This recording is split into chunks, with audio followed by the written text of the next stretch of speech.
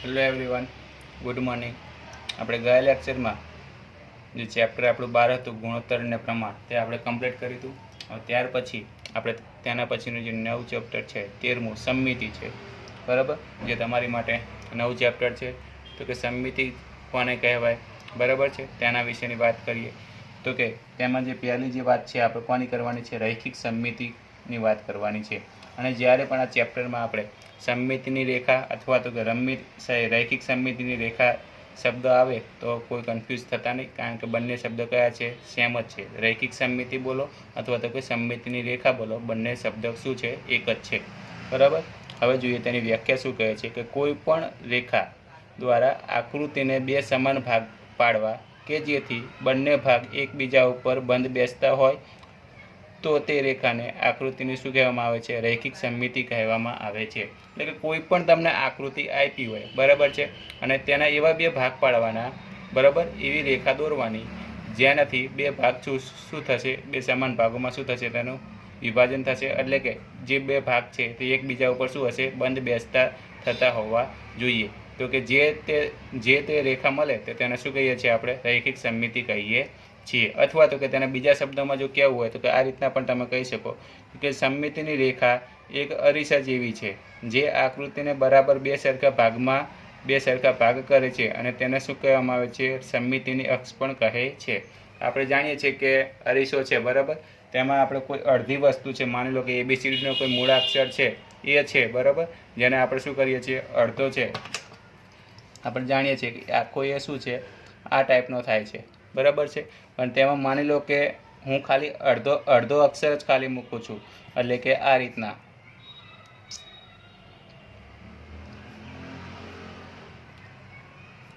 તમે અડધો મૂકશો, બરાબર, તો કે બાકીનો જે અડધો ભાગ છે, બરાબર, તે તમને ક્યાં ને ક્યાં, એટલે કે તમારે જે અરીસાનું જે પ્રતિબિંબ છે તે તમને ક્યાંક ત્યારે શું જોવા મળશે, અરીસામાં જોવા મળશે. જો આને આપણે વ્યવસ્થિત દોરીએ એને જુઓ તો કે આ રીતના બને કંઈક,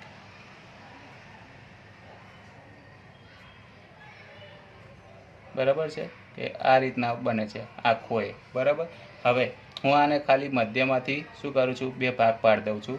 એટલે કે આટલો જે આર્યો જે ભાગ છે, જો હું અરીસાની સામે મૂકું છું, બરાબર, અરીસા જોડે લઈને તેની જે અરીસાની જે સપાટી છે તેને અડાડું છું, તેનું જે પ્રતિબિંબ છે, જે બાકીનો જે અડધો ભાગ છે તે શું કરશે, તે તમને અરીસામાં તમને જોવા મળશે, બરાબર. એટલે કે આ જે રેખા થઈ, બરાબર, તે શું કહે છે, અરીસાની અક્ષ, એટલે કે જે સમમિતિની રેખા જે થઈ છે, બરાબર. એટલે ઇન શોર્ટ તમારે શું યાદ રાખવાનું કે જે સમમિતિની રેખાની જ્યારે વાત આવે, બરાબર, સમમિતિની રેખા અથવા તો કે રૈખિક સમમિતિ, ત્યારે શું કરવાનું, આકૃતિના એવા બે સમાન ભાગ પાડવાના જે એકબીજા ઉપર શું હોય, બંધ બેસતા હોવા જોઈએ, બરાબર છે. એ આપણે સમજીએ આગળ ઉદાહરણ દ્વારા, બરાબર છે. હવે સમમિતિની રેખાને તૂટક રેખા વડે પણ દર્શાવવામાં આવે છે. એટલે કે જ્યારે આપણે સમમિતિની રેખા દર્શાવીશું ત્યારે તેને શાના વડે દર્શાવીશું, તૂટક રેખા વડે દર્શાવીશું, બરાબર. અને સમમિતિની રેખાથી વિવિધ આકારોને બે સમાન ભાગ પાડી શકાય છે. એટલે કે કોઈ પણ આકાર હોય, બરાબર, તેને સમાન ભાગોમાં પાડી શકાય છે. મોટાભાગના જે આકારો જે શક્ય છે તેને બે સમાન ભાગોમાં શું કરે છે, પાડી શકાય છે, બરાબર.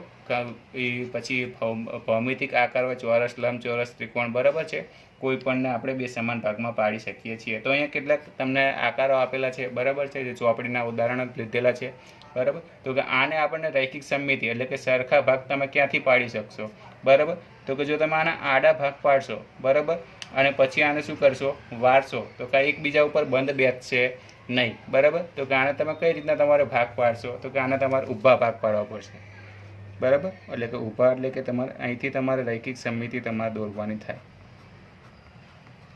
બરાબર છે. એટલે કે આર્યો જે મેં ભાગ પાડ્યો, બરાબર, વચ્ચે જે રૈખિક સમમિતિ મેં દોરી છે, બરાબર છે, તે શું કરે છે, આકૃતિનું બે સમાન ભાગોમાં શું કરે છે, વિભાજન કરે છે. અહીંયા સેન્ટરમાં તમે હજુ દોરી શકો, આ જે પરફેક્ટ લાઈન છે, બરાબર છે. આર્ય જે ભાગ છે જે આકૃતિને શું કરે છે, બે સમાન ભાગોમાં શું કરે છે, વિભાજન કરે છે, બરાબર. એટલે કે આને તમે ફોલ્ડ કરશો એટલે કે વાળશો, બરાબર, તો તમને ખબર પડશે કે આ બંને ભાગો શું કરે છે, સરખા છે. તો કે આ જે રેખા મળી આને જ આપણે શું કહીએ છીએ, રૈખિક સમમિતિ અથવા સમમિતિની રેખા, રેખા કહે છે. બરાબર. આ રહી જો આજે આપણે રેખા દોરી જ્યાંથી આપણે શું કરીએ છીએ આકૃતિના બે સમાન ભાગોમાં શું કરીએ છીએ વિભાજન કરીએ છીએ તેને શું કહેવાય છે આપણે સમમિતિની રેખા અથવા તો કે રૈખિક સમમિતિ કહે છે. હવે તમને કદાચ ખબર પડી ગઈ હશે કે રૈખિક સમમિતિ અને સમમિતિની રેખા એટલે શું કે આકૃતિને એવી જગ્યાથી સરખા ભાગ પાડવાના જેથી બે એકબીજા ઉપર શું હોવા જોઈએ બંધ બેસતા હોવા જોઈએ. બરાબર છે. હવે જુઓ આ જે બીજું છે બીજા નંબરની જે આકૃતિ છે બરાબર તેને તમે ક્યાંથી જો આડા ભાગ પાડશો બરાબર માની લો કે અહીંયા આડો ભાગ પાડું છું તો કે આર્યો ભાગ છે એ એકબીજા ઉપર શું થશે બંધ બેસશે નહીં એટલે કે આના જેવો ભાગ છે તે અહીંયા ઉપર તમને મળશે નહીં. તો કે તમે ક્યાંથી આના ભાગ પાડશો તો કે આનો વચ્ચેથી આપણે ભાગ પાડીશું. બરાબર છે. સેન્ટરમાંથી લઈને આપણે વચ્ચેથી એક સમમિતિ રેખા આપણે દોરીશું. બરાબર છે. એટલે કે આને જો આપણે મધ્યમાંથી ભાગ પાડીશું બરાબર તો આના જેવો ભાગ છે તમને અહીંયા જોવા મળશે એટલે કે એકબીજા ઉપર શું થશે બંધ બેસશે. એ જ રીતના અહીંયા જે આંખ છે બરાબર જે આકૃતિમાં એક આંખ આપેલી છે અને જો તમે વાળશો તો કે આ જે આંખવાળો જે ભાગ છે અહીંયા બીજી આંખ ઉપર શું થશે બંધ બેસતો થશે. બરાબર. એટલે કે એકબીજા ઉપર શું થશે કમ્પ્લીટ અધ્યારો પણ તેનું થઈ જશે. બરાબર છે. એ જ રીતના આ જો એક ગ્લાસ દોરેલો છે જો ગ્લાસને તમે અહીંયા આડી સમમિતિ રેખા દોરશો બરાબર તો અહીંયા ગ્લાસમાં જે તળિયાવાળો જે પટલો નીચેનો સાંકડો ભાગ છે તે ઉપર તરફ બંધ બેસશે નહીં. શા માટે? કારણ કે ઉપર શું છે પહોળો ભાગ છે નીચે કેવો છે સાંકડો ભાગ છે. તો કે આના ભાગ ક્યાંથી પાડવા તો કે આના પણ ક્યાંથી ભાગ પડશે ઉપરથી જ ભાગ પડશે.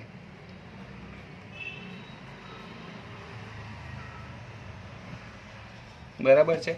હવે આર્યો અરીસાવાળા ભાગને જો તમે આકૃતિને તમે વાળશો બરાબર તો એકબીજા ઉપર શું થશે બંધ બેસતું થઈ જશે. બરાબર છે. તો કે આ જે વાત થઈ બરાબર જે આપણે સમમિતિની રેખાઓ દોરી બરાબર છે જ્યાંથી આપણે શું કરીએ છીએ બે સમાન ભાગોમાં શું કરીએ છીએ તેનું વિભાજન કરીએ છીએ. બરાબર. તો કે આ જે વાત થઈ જે આપણે વ્યવહારિક જે ઉદાહરણો હતા ત્યાંની વાત થઈ. હવે આપણે જે મેન જે ભૌમિતિક આકારો છે તો કે ત્રિકોણ છે ત્રિકોણના આપણે બાજુઓના આધારે કેટલા ત્રણ પ્રકાર પડે છે સમબાજુ સમદ્રી બાજુ અને વિષમ બાજુ ત્રિકોણ. ત્યારબાદ ચોરસ લંબચોરસ બરાબર છે. પછી જે વર્તુળ છે તેમાં કેટલી સમમિતિની રેખાઓ આપણને અથવા તો કે રૈખિક સમમિતિ આપણને જોવા મળે છે તેના વિશેની વાત કરીએ છીએ. બરાબર. જોઈએ તો કે અહીંયા ત્યાર પછીની આપણે જે વાત કરવાની છે તો કે ત્રિકોણ. તો કે ત્રિકોણના પ્રકાર તો કે તેના બાજુઓના આધારે કેટલા પ્રકાર પડે છે ત્રણ પ્રકાર પડે. કયા કયા તો કે સમબાજુ ત્રિકોણ સમદ્રી બાજુ ત્રિકોણ અને વિષમ બાજુ ત્રિકોણ. સમબાજુ ત્રિકોણ કોને કહેવાય કે જે ખૂણાના ત્રણેય બાજુઓના માપ કેવા હોય સરખા હોય બરાબર તો તેને શું કહેવામાં આવે છે સમબાજુ ત્રિકોણ કહેવામાં આવે છે. અથવા તો સમબાજુ શબ્દો જો તમને રકમમાં કોઈ દિવસ આપ્યો ના હોય એની જગ્યાએ નિયમિત આપ્યો હોય તો પણ તેમાં સરખી સમમિતિ રેખા જોવા મળે છે. પછી ત્યારબાદ સમદ્રી બાજુ તો બે બાજુ કેવી હોય સરખી હોય ત્રીજી બાજુ કેવી હોય અલગ હોય તો તેને શું કહેવાય છે સમદ્રી બાજુ ત્રિકોણ કહીએ છીએ. સમબાજુ ત્રિકોણ કોને કહેવાય તો કે જેને ત્રણેય બાજુના માપ જેની ત્રણેય બાજુઓના માપ અલગ અલગ હોય તો તેને શું કહેવામાં આવે છે વિષમ બાજુ ત્રિકોણ કહેવામાં આવે છે. બરાબર. તો કે સમબાજુ ત્રિકોણ છે તો કે તેમાં કેટલી સમમિતિની રેખા જોવા મળશે. બરાબર. સમબાજુ અથવા તો કે નિયમિત ત્રિકોણ નિયમિત જે સમબાજુ ત્રિકોણ છે બરાબર તેમાં કેટલી સમમિતિની રેખા જોવા મળશે. તો અહીંયા સમબાજુ ત્રિકોણ છે તેનો મતલબ શું તેની ત્રણેય બાજુ કેવી હોય સરખી હોય. જો જે કોઈ પણ આકૃતિ હોય તેની બધી જ બાજુ સરખી હોય તો એની શોધ જેટલી બાજુ હોય એટલી જ તમને સમમિતિની રેખા જોવા મળશે. બરાબર છે. એટલે કે પહેલી છે તમને જુઓ અહીંથી તમને જોવા મળશે ઊભા તેને ભાગ પાડીશું આપણે પહેલાં. બરાબર છે. એટલે કે જો એક્સ ઝેડ આર્યો જે આ એ પહેલાં એ ભાગ 1 છે અને આ ભાગ 2 છે. આ ભાગ 1 ને ભાગ 2 ઉપર તમે વાળશો બરાબર એકબીજા ઉપર વાળશો તો કમ્પ્લીટ એકબીજા ઉપર શું થશે બંધ બેસતા થઈ જશે. બરાબર. એટલે કે આ ભાગ 1 અને ભાગ 2 છે બંનેના માપ કેવા છે સરખા છે એટલે કે એકબીજા ઉપર શું કરે છે બંધ બેસતા થશે. બરાબર છે. ત્યાર પછી બીજી સમમિતિની રેખા તમને ક્યાંથી જોવા મળશે તો કે ખૂણાવાળા ભાગમાંથી. ક્યાંથી જોવા મળશે ખૂણાવાળા ભાગમાંથી. બરાબર છે. એટલે કે આ ભાગ છે પછી કયો ભાગ થશે આખો આ એક ત્રિકોણ થશે બરાબર અને ત્યાર પછીનો આ એક બીજો ત્રિકોણ થશે. બરાબર છે. આ બંને ત્રિકોણ છે તમે શું કરશો એકબીજા ઉપર વાળશો બરાબર ફોલ્ડ કરશો તો પણ તમને શું મળશે એકબીજા ઉપર શું જોવા મળશે બંધ બેસતા તમને જોવા મળશે. બરાબર. તો કે પહેલી સમમિતિની રેખા થઈ જેને L1 નામ આપી દઈએ અને L2 નામ આપી દઈએ. બરાબર છે. હજુ તમને ત્રીજી ક્યાંથી જોવા મળશે તો કે હજુ તેના સામેના બીજો એક ખૂણો બાકી છે ત્યાંથી તમને એક સમમિતિની રેખા જોવા મળશે. બરાબર છે, તે પણ આપણે દોરી દઈએ.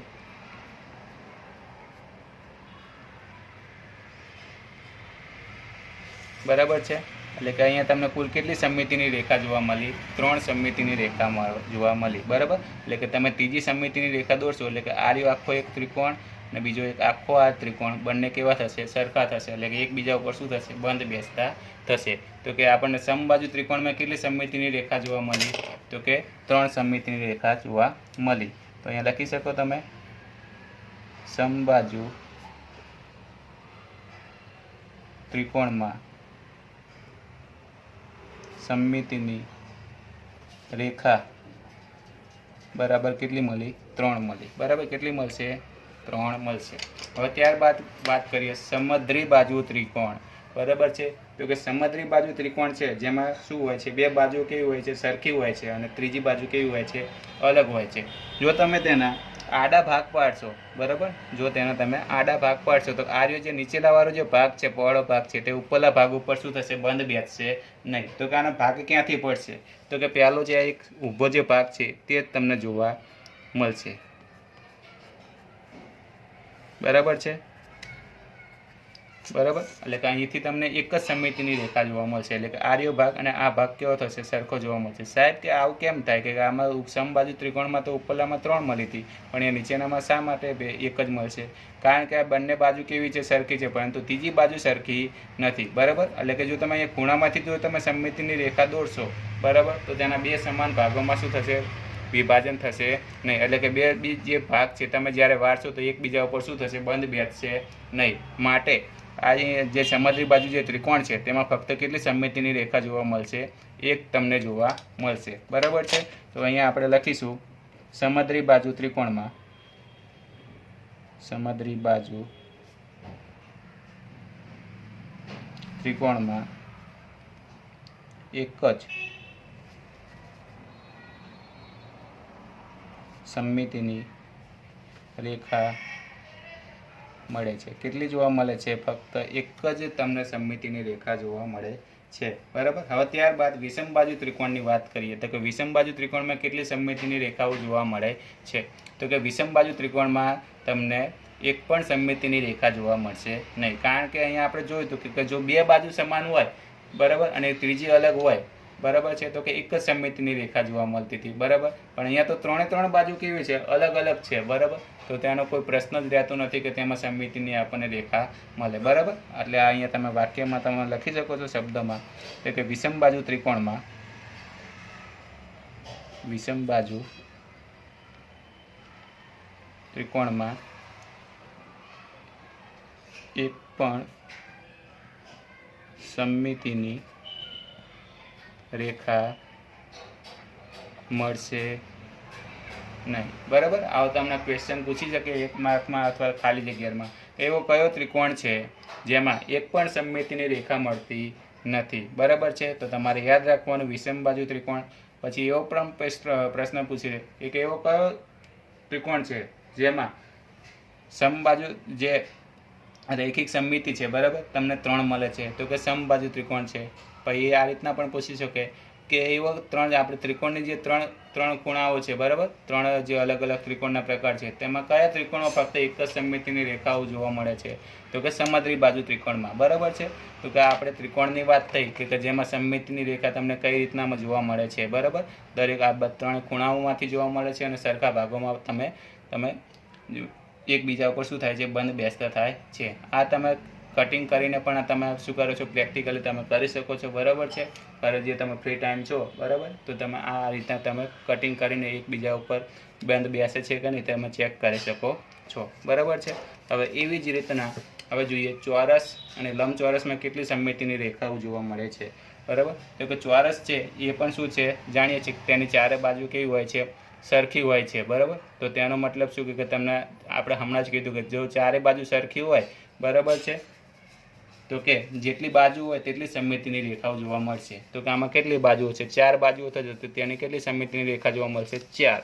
ક્યાંથી? તો જોઈએ તો કે ચોરસમાં હંમેશા જ્યારે પણ તમે સમમિતિની રેખા દોરો છો તો હંમેશા પહેલાં ખૂણાવાળા ભાગમાંથી દોરવાની. બરાબર, જેથી તમને સેન્ટર છે વચ્ચે જ્યારે ઊભા ભાગ પાડો છો ત્યારે તમને શું મળશે? કમ્પ્લીટ તમને સેન્ટર તમને મળી શકે, બરાબર। આ પહેલી સમમિતિની રેખા એટલે કે આ ભાગ ને આ ભાગ બંને કેવા થશે? સરખા થશે। ત્યાર પછી આ બાજુથી બીજા ખૂણામાંથી તમારે એક દોરવાની થશે,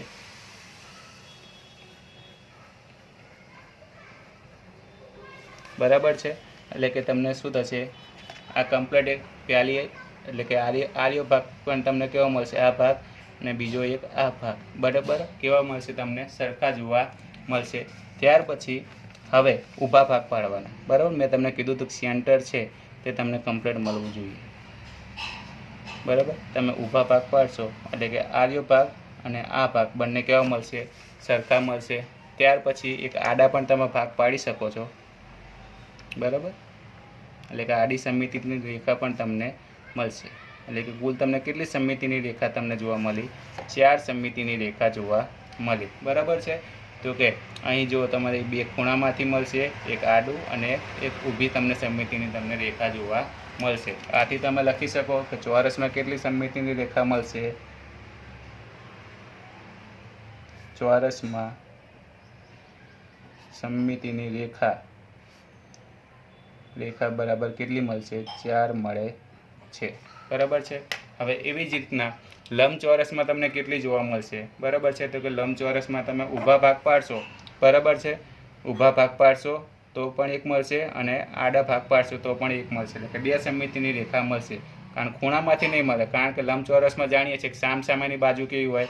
સરખી હોય। આ બાજુ ને આ બાજુ સરખી હોય ને આ બાજુ ને આ બાજુ સરખી હોય છે, બરાબર। એટલે સામસામેની બાજુ સરખી હોય, બધી બાજુ સરખી હોતી નથી, બરાબર। આથી આની ફક્ત 2 સમમિતિની રેખા મળશે, બરાબર। ક્યાંથી? એક આડી અને એક ઊભી, બરાબર છે, જે આપણે દોરી દઈએ, બરાબર। આ એક પહેલી સમમિતિની રેખા મળશે તમને અને ત્યારબાદ તમને અહીંયા બીજી જોવા મળશે,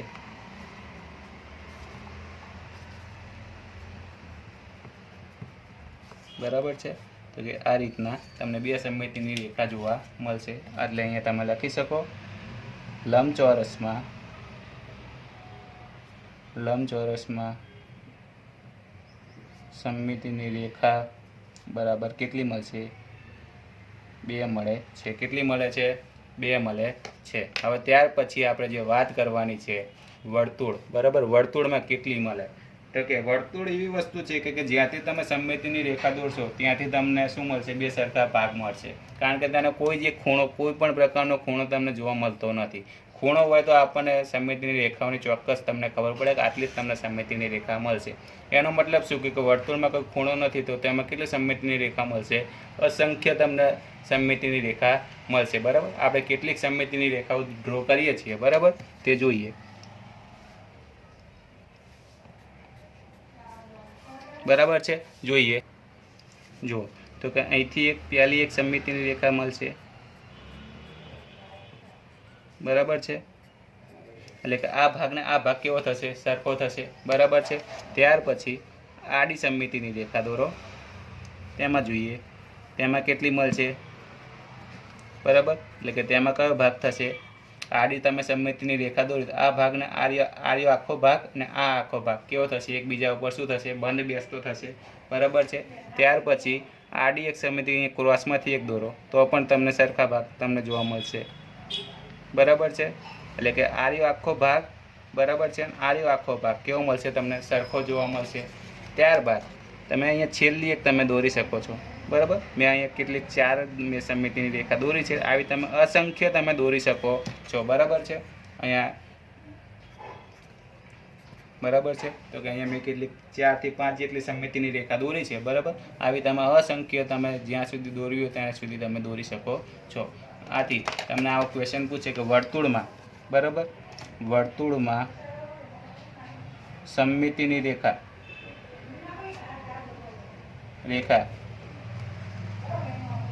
અસંખ્ય મળે છે। કેટલી મળે છે? અસંખ્ય તમને જોવા મળે છે, બરાબર છે। તો કે આજે આપણે જે વાત કરી, બરાબર છે, જે અલગ અલગ જે 3 ત્રિકોણના પ્રકાર હતા તે ચોરસ, લંબચોરસ, વર્તુળ, બરાબર, તેમાં સમમિતિની રેખાઓ કેટલી મળે છે, બરાબર। આ દરેક બાબત છે તમારે એક માર્ક્સમાં તમારે પૂછાય, 2 માર્ક્સમાં જો પૂછાય તો તમારે ડ્રો કરવાની થાય, બરાબર છે। તો કે દરેક યાદ રાખજો, પ્રેક્ટિકલી વસ્તુ છે, ઘરે બેઠા તમે આ વસ્તુ છે કટિંગ કરીને તમે સમમિતિની રેખા એટલે કે એકબીજા ઉપર બંધ બેસે છે કે નહીં, સમબાજુ ત્રિકોણ છે તો કે તેમાં ત્રણ વખત બંધ બેસે છે કે નહીં તે તમે ચેક કરી શકો છો. બરાબર. હવે અગાઉના લેક્ચરમાં આપણે સ્વાધ્યાયના આપણે એક્ઝામ્પલ જોઈશું. બરાબર છે. Thank you.